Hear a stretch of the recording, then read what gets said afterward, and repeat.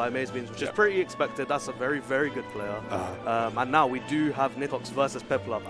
I mean, it's wild seeing Nitox down this early in bracket, but this was carried over from yesterday, if I remember correctly, from Jezzo, right? So Jezzo managed to put him down. That was insane. But regardless, we're going to Hollow Bastion, and it is going to be Lucas versus Greninja with Piplup versus Nitox.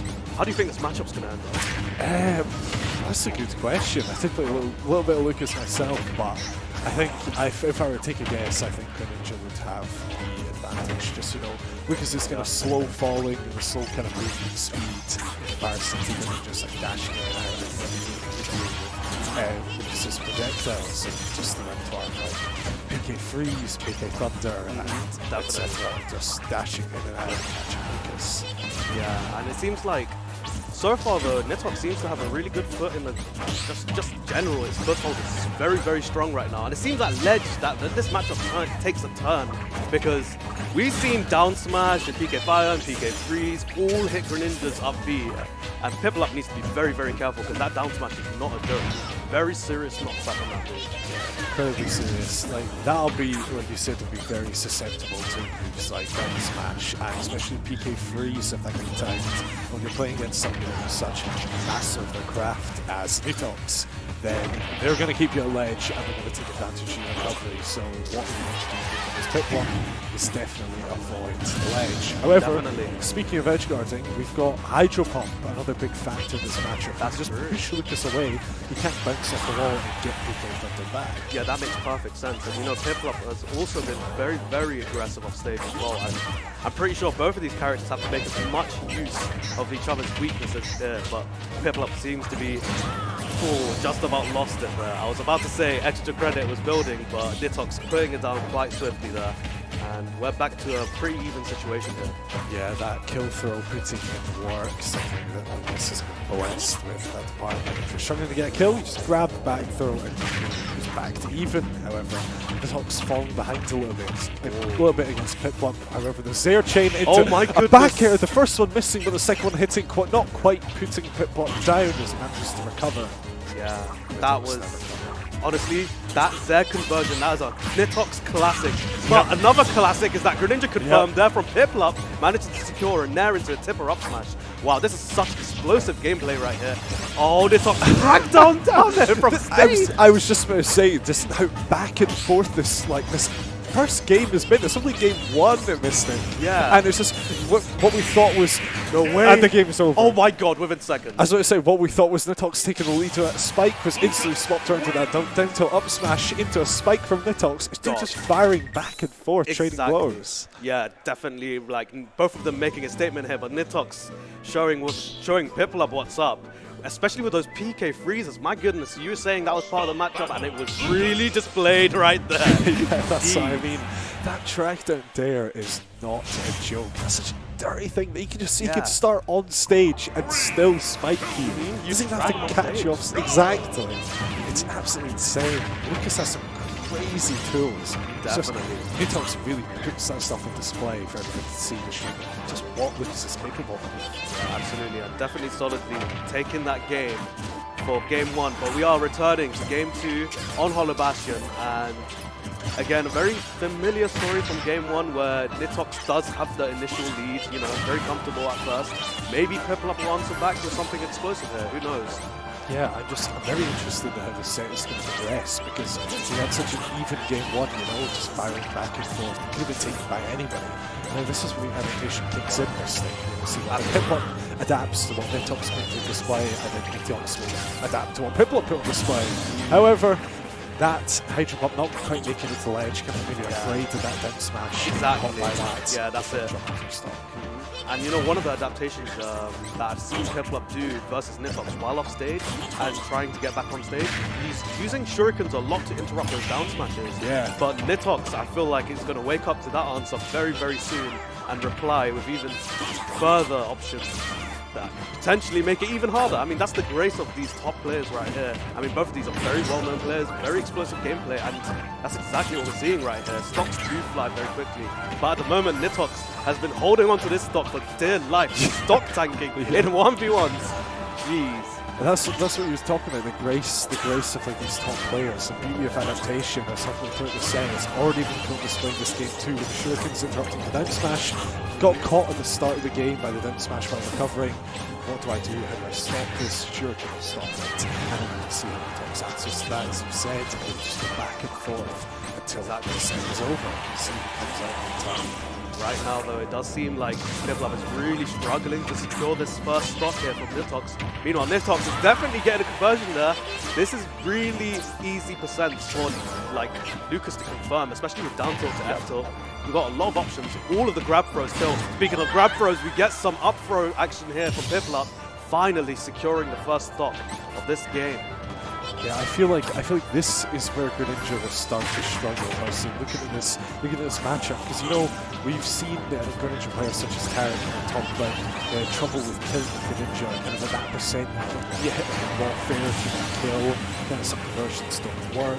And with a character, especially if you're Nitox, with such good movement, you can just take distance from PK fires and such like those big hitboxes, kind of avoid Greninja there, and you can just rise up in percent as it becomes harder and harder to kill. Yeah, that's true, as well as the fact that Lucas is very small, and those wave bounces from Nitox, oh my god, these down chains! Oh my god! Jeez, those down air chains kind of reminded me of Fox wave shining in Melee. What was going on? Definitely a much more simpler input, but goodness gracious, Nitox is not afraid to show off.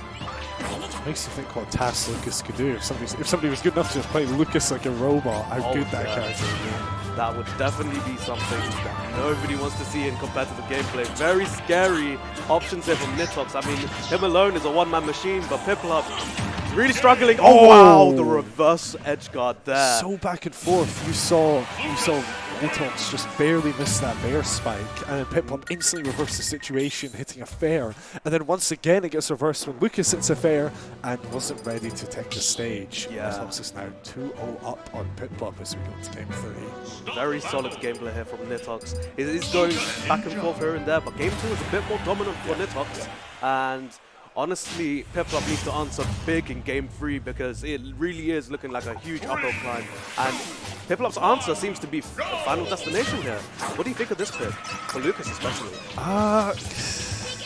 I'm interested in it, honestly, because you know Greninja kind of likes those drag down, just like tech chase up smashes on the platforms and stuff like that. So I wonder, what kind of platforms will help you maneuver around PK fire? That's all this projectile. So I'm interested in this pick. However, I have seen Piplup in past sets favor FD as a counter-pick option. So I wonder what his thought process is going into, this game 3. It might be just more so of a comfort, because a lot of people tend to go comfort, and speaking of comforting options here, we got a net border there from Piplup. Great stuff so far. It looks like Piplup is way more comfortable here. Yeah. Huge lead, like a whole stock lead, and almost lapping in percents. Yeah, Piplup's definitely more comfortable here. Maybe some kind of realization. What do you think?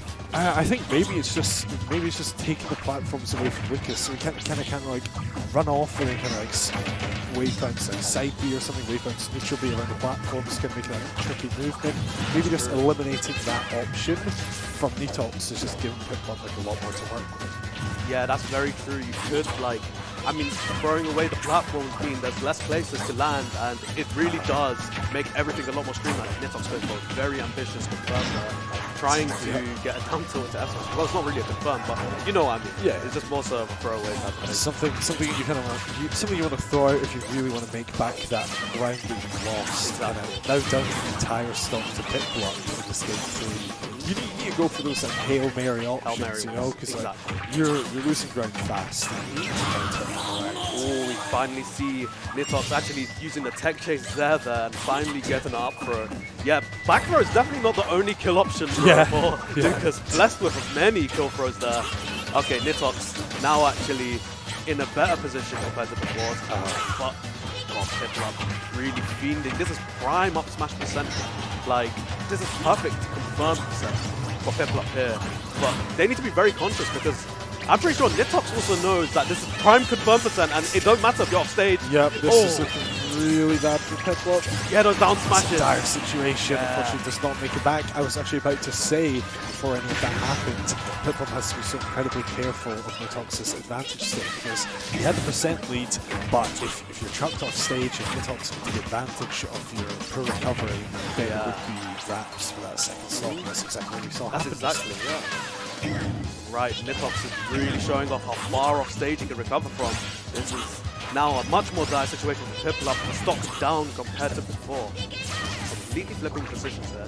Yeah, this is a very high tense situation here. You need to get specific hits with Greninja, such as that back hit. I'm surprised they didn't go for anything further there, but regardless though, yeah, again, just a very difficult situation. Percent is building up, and Nitox very close to prime kill percent to lose as well. So yeah, absolutely. What started off is what we thought was a come for Piplup has been flipped on his head, and Nitox is taking control of the stage. yeah, and now we do finally see Piplup answering back, not letting it go just as Nitox planned, and now we've got a much more of an even game on our hands. And yeah, Piplup still though desperately behind the percent. Yeah, this is tough for Piplup. This is your tournament stop. Yeah, this is fighting with all of his life right now. This is potentially Piplup's last game, and oh god, he's off stage. This is potentially the last recovery you make. Nitox taking center stage, taking control of it right back. Needs to stay in the center, but his back to a little bit more rage will be killing the ledge.